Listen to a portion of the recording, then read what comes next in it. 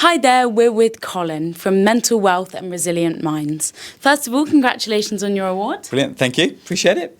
Please may you tell us a little bit about yourself and what you do. So my name's Colin. As introduced, I head the company Mental Wealth Resilient Minds. We do a lot of work around raising awareness around mental health and I guess poor mental health.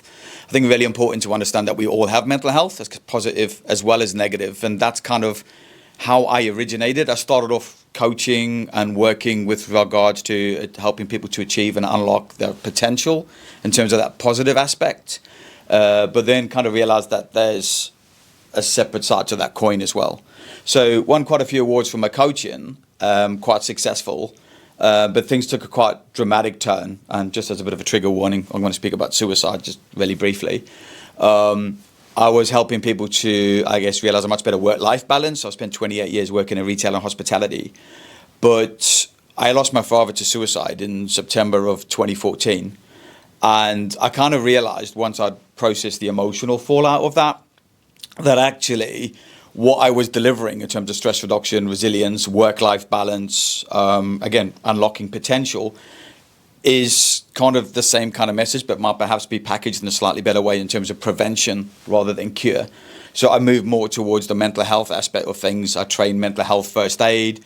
I coach people who may have diagnoses with regards to mental ill health, but then also coach people who are quite comfortable with life to realize another level. As Brendan Bouchard once said, there's always another level. And I guess I'm happy to support from, I guess, that minimum well-being, but also to help people to maximize that maximum well-being in a very large nutshell, I guess. So amazing. Well, thank you so much for sharing that.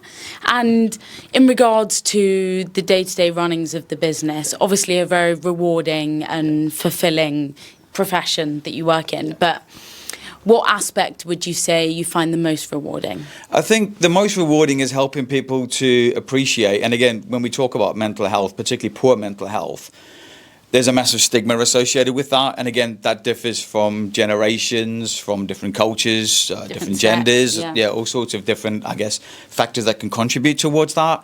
But the main thing is kind of helping people to realize that moment when they're comfortable to reach out for that support. And that's why I'm quite comfortable to share my story, to realize, well, actually, a problem shared is a problem halved. But I did a lot of work with Bob Proctor before Bob passed a few years ago. And Bob shared with me that it's the start that stops most people. So really, it's about having that safe space, encouraging people to have that conversation. And yeah, it's challenging.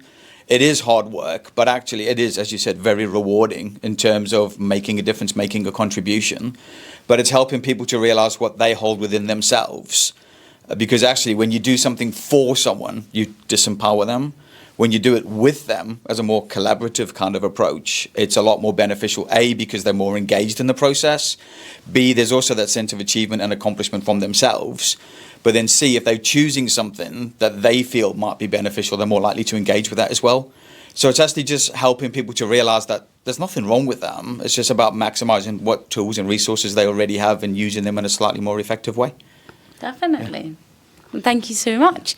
And in regards to 2024 and the rest of it, what do you hope that looks like? Any projects, prospects, plans, or more of the same? Yeah, I've got some projects in the pipeline, I guess. I was invited to Canada earlier this year. I was in Canada, in Toronto, in May, filming a documentary about mental health as well.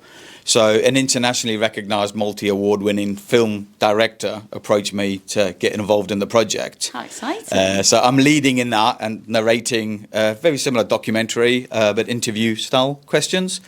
That's hopefully going to be published and released next year as well. Oh, wow. It's been filmed, still waiting for the editing and the cuts, but that's big for me. He won 32 awards with his last film, so quite looking forward to this one. No pressure. But that, I think, is the biggest thing 33. On the pipeline. Yeah. Yeah, we'll see. Just top it. 3's the magic number. But yeah, thank you. Yeah. Well, congratulations again, and thank you so much for being here today.